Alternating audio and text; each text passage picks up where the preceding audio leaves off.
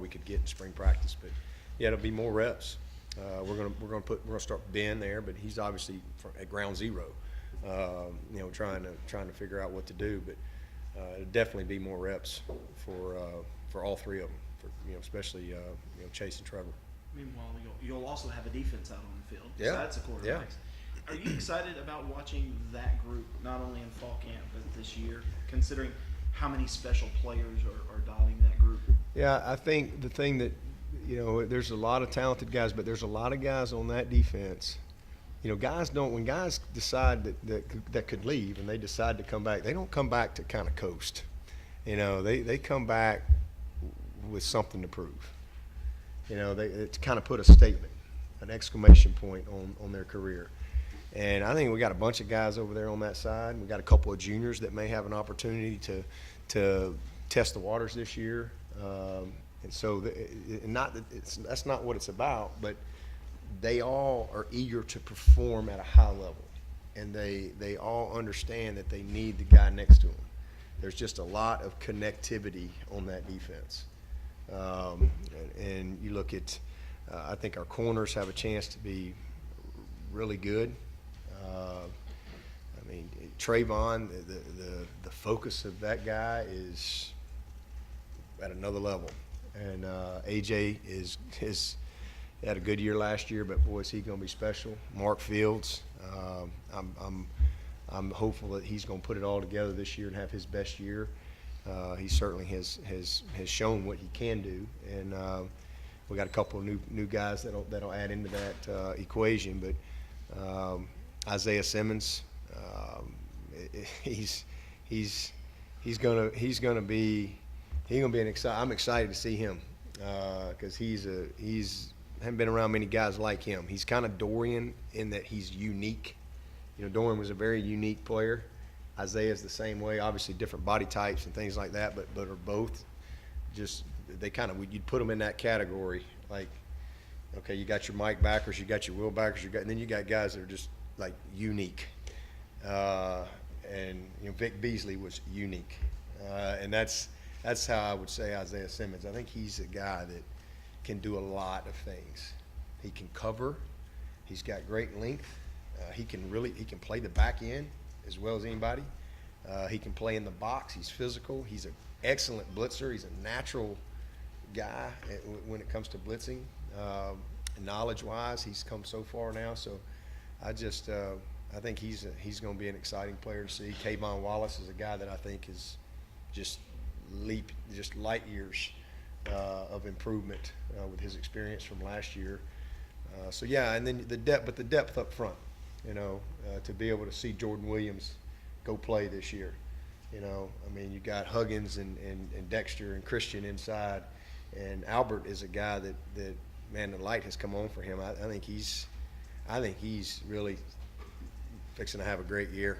I hope and pray he can stay healthy because I think he's got a chance to really be the guy that we all thought he could be. And again, sometimes it takes guys a little bit longer than others to, he was an end. He had to learn how to play tackle, and just not as mature as he needed to be early on. But I think the light has come on for him, and he's strong. Oh my Lord, he's easily one of the top 2 or 3 strongest kids on the team. So that little veteran group inside, and then you say, okay, well, let's see. I think Niles Pinckney's ready to take a step. I see a total different body language in him. He sees an opportunity. I see Jordan Williams and the work that he's put in. He's a guy that's going to be exciting to see. And then you look at all that young talent at the end. It takes pressure off of some of those guys, like Clee and Austin. They don't have to go play 60 snaps. They don't have to go play 50 snaps because it's going to be a Grand Canyon drop-off in talent. There's going to be a drop-off for some guys in experience, but not talent. And so that's exciting. And so guys buying into and being selfless and saying, you know what, hey, I need to get this guy. This guy needs to play some. It's going to help me in the fourth quarter, and it's going to help me as we go through the course of the season. And then it's going to allow us to develop our team and develop some of the key depth that I think we need to be the best version of us this year. So, yeah, I'm excited to see him. Kendall Joseph back.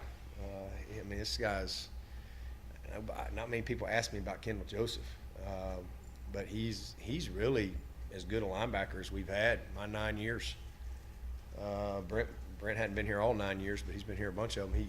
He'd probably tell you the same thing. I mean, the guy's smart. He's crafty.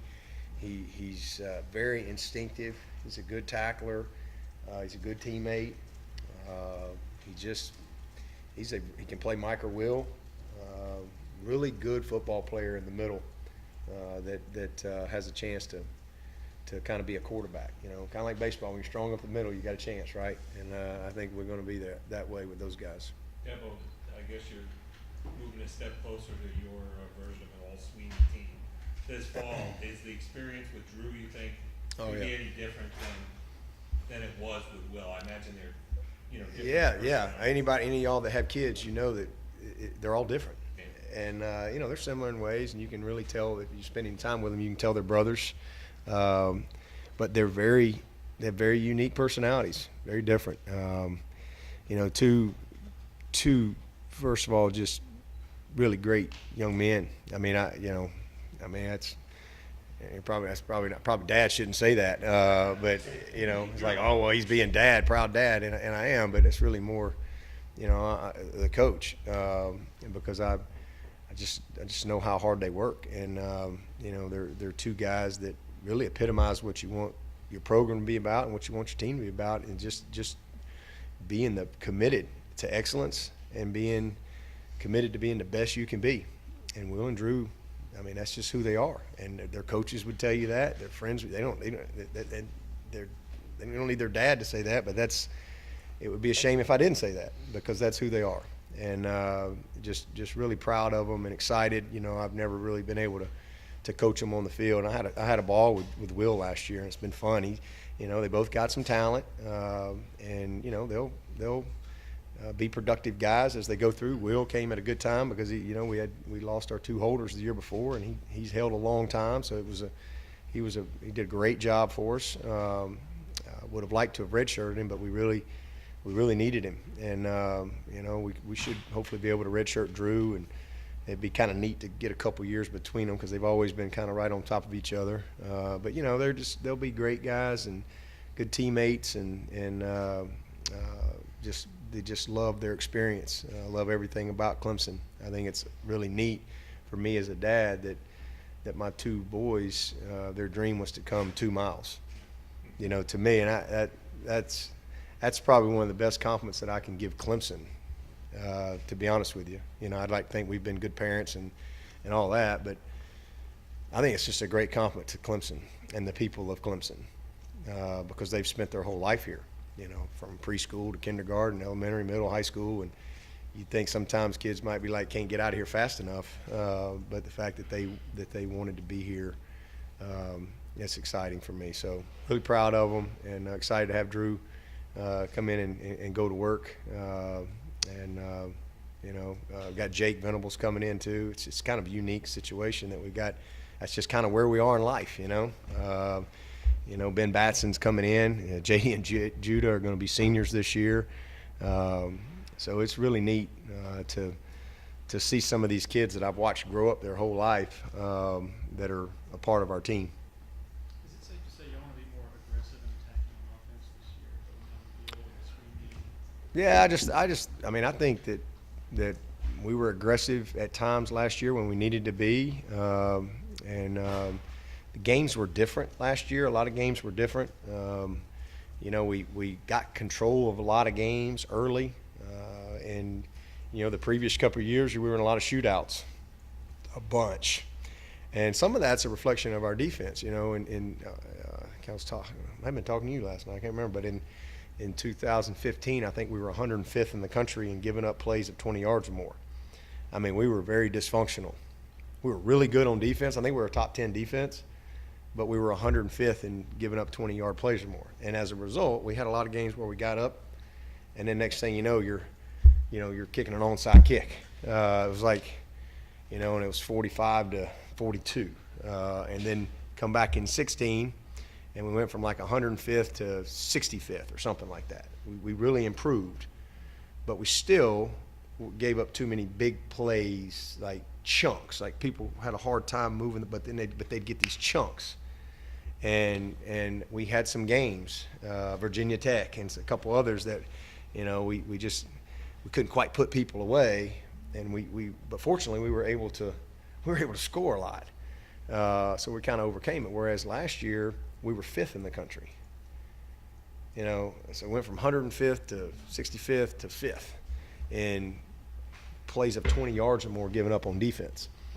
So the point is we controlled the games a lot more, and so sometimes as a result of that, your style of play is reflected. You know, I mean, again, we don't sit around and get in the flow of games and think about, well, okay, come December, we need to do this because in December we want to be able to say that we were more this or more that. Well, we want to win the game. Let's play the game that we're playing. You know, you go up to, I mean, we're playing the Auburn game. I mean, we had some explosive plays in that game. We hit some big plays, had a couple of big plays down the field, or you don't win. Go up to Louisville, game day. I thought we had a tougher schedule and a tougher road last year than we did the year we won it. And, you know, the game got over early and style of play changes. Then you go to Virginia Tech, kind of same thing. Game day, a lot going on, but, you know, we got control of the game. And we were just so stingy on defense. People had a hard time getting chunks on us last year. So, you know,